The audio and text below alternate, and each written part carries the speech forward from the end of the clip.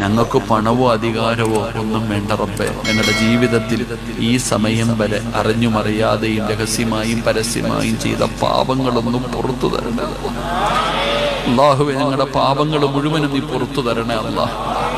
നീ ഗഫൂറാണല്ലോ പടച്ചവനെ, നീ റഹീമാണല്ലോ പടച്ചവനെ. നിന്നെക്കാളും കരുണയുള്ള ഒരാളും ഈ ലോകത്തില്ലല്ലോ പടച്ചവനെ.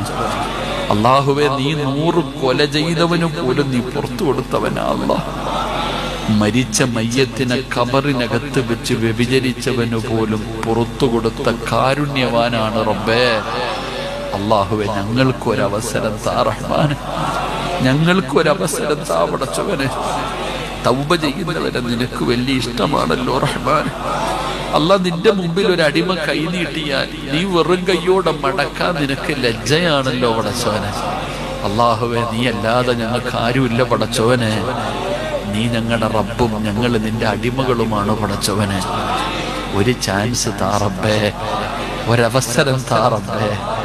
ഇവിടെ നിന്ന് ഇറങ്ങിപ്പോകുമ്പോൾ ഹജ്ജ് കഴിഞ്ഞു പോകുന്നവരെ പോലെ നീ ഞങ്ങളെ യാത്രയാക്കണേ അല്ലാഹ്.